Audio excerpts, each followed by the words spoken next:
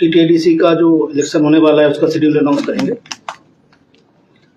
आप सभी को मालूम है कि जो अभी टीटीएडीसी का टेन्योर है वो है 18 अप्रैल। उसी के हिसाब से हमें इलेक्शन का शेड्यूल हमने तय किया है। इसका शेड्यूल इस प्रकार से है कि कल इसका नोटिफिकेशन रिटर्निंग ऑफिसर कल करेंगे 18 मार्च। ये पेज नंबर 4 में है जो आपको प्रेस नोट दिया गया है। उसमें the last date of nomination 25 March को है। 25 तारीख तक नॉमिनेशन फाइल कर सकते हैं। स्क्रूटनी जो है 26 मार्च को है, 26 मार्च। Last day of withdrawal of nomination is 28 March. 28 मार्च तक विड्रॉयल हो सकता है।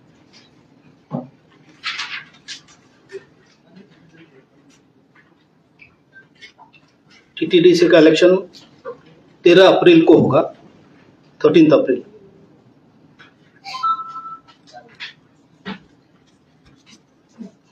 अगर रीपोल की जरूरत हुई तो 16 अप्रैल को होगा। काउंटिंग 17 अप्रैल को होगा और 18 तारीख तक हम इलेक्शन की प्रक्रिया पूरी कर लेंगे।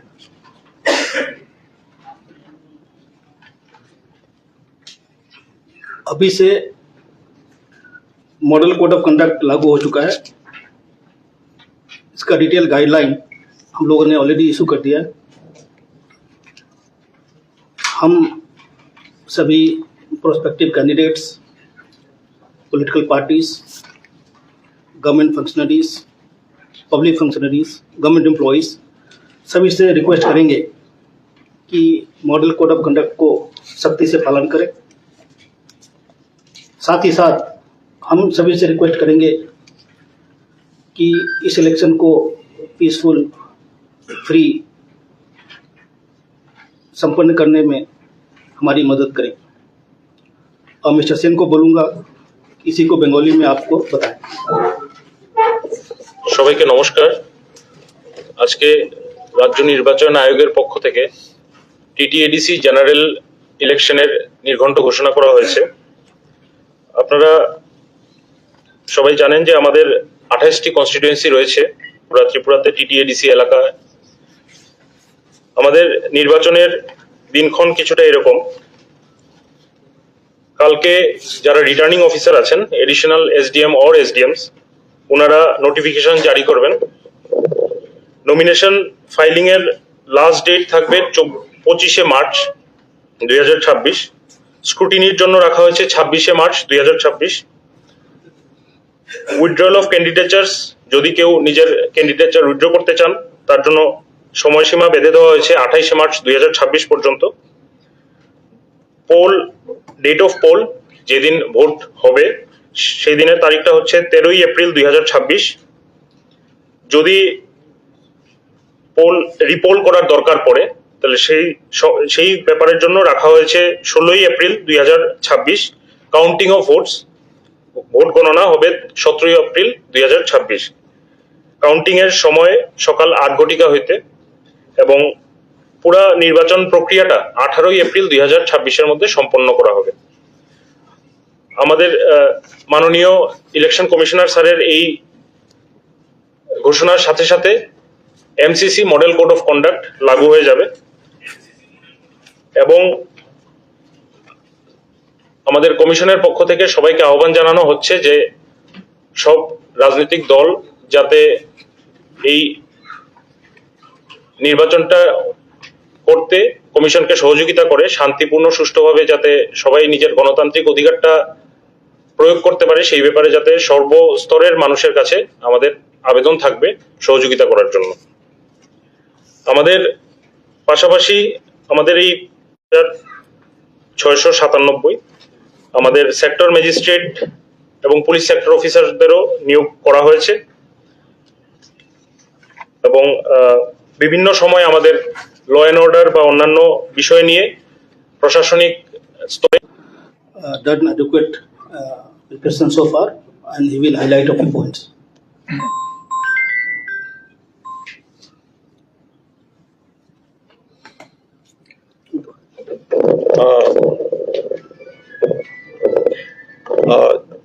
जैसा कि अभी बताया गया कि इलेक्शन 13 अप्रैल को होगा, पर अभी से हमने पूरी लॉ एंड ऑर्डर को मेंटेन करने के लिए व्यवस्था कर ली है। सफिशिएंट फोर्स ऑलरेडी डिस्ट्रिक्ट को प्रोवाइड कर दी गई है। साथ ही साथ जो विभिन्न हमारे बूथ्स हैं, ऑलमोस्ट 1257 के करीब बूथ हैं, टोटल पोलिंग बूथ होंगे, वहां पर उनका कैटेगराइजेशन किया गया है। और उस कैटेगराइजेशन में 3 कैटेगरी हैं। एक तो है polling stations with high criticality index, इसको ए कैटेगरी हम कह सकते हैं। दूसरा है polling stations with security threat perception, इसको बी कैटेगरी कह सकते हैं।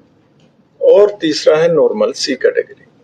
तो इन 3 कैटेगरीज में हमने ऑलरेडी टेंटेटिवली हमने पोलिंग बूथ्स को डिवाइड किया और अकॉर्डिंगली हाई क्रिटिकलिटी इंडेक्स वाले पर सबसे ज्यादा फोर्स डिप्लॉय होगी और बी कैटेगरी जो है सिक्योरिटी थ्रेट परसेप्शन वाले जो पोलिंग स्टेशंस है उस पर उससे थोड़ा कम और नॉर्मल में उससे थोड़ा कम। साथ ही साथ हमारी मोबाइल पेट्रोलिंग रहेगी, सेक्टर ऑफिसर्स रहेंगे, police sector officers, civil sector officers रहेंगे जो कि अपने अपने सेक्टर में रेगुलरली मूवमेंट करेंगे। In addition to this area domination के लिए फोर्स डिप्लॉयड होगी सो दैट सभी जो मतदाता हैं वो बगैर किसी फियर के अपने मतदान का उपयोग कर सकें। साथ ही साथ इस पीरियड में 13 कल से लेकर 13 तक के लिए जितने भी कैंडिडेट्स हैं रहेंगे उनको भी हम पर्सनल सिक्योरिटी भी प्रोवाइड करेंगे। जो मीटिंग्स होगी, उनकी पब्लिक मीटिंग्स होगी, उनके लिए भी प्रॉपर सिक्योरिटी प्रोवाइड की जाएगी। लेकिन उसके लिए जो पॉलिटिकल पार्टीज हैं या कैंडिडेट्स हैं उनको इन एडवांस पुलिस से परमिशन लेनी होगी। साथ ही साथ ये इंश्योर किया जाएगा कि किसी भी तरह की कहीं पे किसी को डराया धमकाया ना जाए। इसके लिए जो एंटी सोशल एलिमेंट्स हैं या जो ऐसे एलिमेंट्स हैं कि जो कहीं पर इन्फ्लुएंस करने की कोशिश करेंगे वोटर्स को, उनके अगेंस्ट भी प्रोसिक्यूशन रिपोर्ट्स सबमिट की जाएगी। साथ ही साथ सो दैट ये पीरियड पीसफुल रहे तो हमारा जो नॉर्मल ड्रिल होता है, एंटी लिकर रेड्स करना या कहीं पर एंटी सोशल एलिमेंट्स हैं या कहीं पर किसी तरह का डिस्टरबेंस की संभावना है, उस पर नेसेसरी प्रिवेंटिव एक्शन लेना, प्रिवेंटिव अरेस्ट करना, वो सब एक्शन लिया जाएगा। उसके लिए हमने सभी एसपीज के साथ में 2 बार हमारी मीटिंग हो चुकी है और हमने अपना जो रोड मैप है वो तैयार किया है और वो सभी डिस्ट्रिक्ट पुलिस चीफ वो इस कार्य में अभी से लगे हुए हैं। तो ये सब डिप्लॉयमेंट के बाद में मुझे पूर्ण विश्वास है कि ये पूरी प्रोसेस कंप्लीटली पीसफुली संपन्न होगी। सर, टोटल फोर्स कितने डिप्लॉयड होंगे और ये आपने जो कैटेगरी बोला है, ए कैटेगरी, बी कैटेगरी और सी कैटेगरी, कितना पुलिस स्टेशन होंगे? ए कैटेगरी में अराउंड 311, बी में 693 और सी जो कि नॉर्मल होगी उसमें अबाउट 253। ये हमने जो अपना प्रिलिमिनरी असेसमेंट किया है इसको एक बार फिर से हम इससे रिव्यू करेंगे डिपेंडिंग अपॉन फर्दर कोई डेवलपमेंट होता है तो, बट ये अभी हमने किया है। फोर्स डिप्लॉयमेंट जो होगा वो total around 11,000 total police personal, TSR और CAPF भी डिप्लॉय है।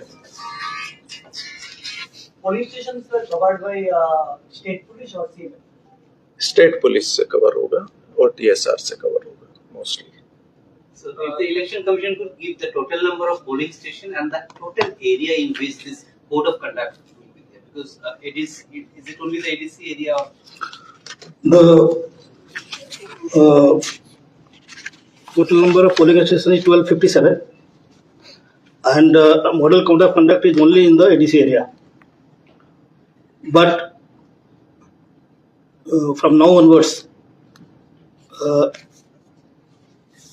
if any decision is taken which has got impact on the tribal areas voting, that will require clearance from the election commission. CCTV coverage रहेगा। CCTV cover we have mentioned. यहाँ पे आपको अपने 13 number में देखा होगा. We have said that videographing will be done in the FLC. Similarly, commissioning of the EVMs, then submission of nomination, scrutiny and withdrawal of nomination. उस समय हम सब जगह इसका वीडियोग्राफी होगा. कोई is it CCTV or is videography. video? CCTV है तो। कोई ग्रुप से कोई थ्रेट वगैरह है क्या, या और जो कंसर्न बॉर्डर एरिया है और उस बॉर्डर एरिया में फेंसिंग भी कई जगह पे खुला हुआ है, वीक है तो पुलिस कैसे देख रही है? नहीं, देखिएगा आप, जैसे आप सभी को मालूम है कि त्रिपुरा जो कम्प्लीटली इंसर्जेंसी फ्री स्टेट है, अब कहीं पे भी कोई अंडरग्राउंड ग्रुप की मौजूदगी नहीं है स्टेट में। जहाँ तक बॉर्डर एरियाज की बात है, हम बीएसएफ के साथ में लगातार टच में है और वहाँ पर बीएसएफ भी अपनी पेट्रोलिंग इंटेंसिफाई करेगी। साथ ही साथ हमारे सेकेंड लाइन ऑफ डिफेंस में कैंप्स हैं, करीब 15 कैंप्स हमने भी लगाए हुए हैं बीएसएफ के ठीक पीछे, तो हम उनको फर्दर स्ट्रेंथन करेंगे। तो उसके लिए हमने पर्याप्त कदम लिए हैं, तो उसकी कोई संभावना नहीं है कि अक्रॉस द बॉर्डर कुछ कहीं से कोई एक्टिविटी होगी और वो हमारे पोल को इन्फ्लुएंस करेगी। इसके लिए हमने संपूर्ण स्टेप्स लिए हैं और जैसा कि मैंने बताया, कोई भी किसी भी ग्रुप की प्रेजेंस नहीं है त्रिपुरा में। सीनियर सिटीजन और डिसेबल्ड लोगों के लिए क्या सुविधा है?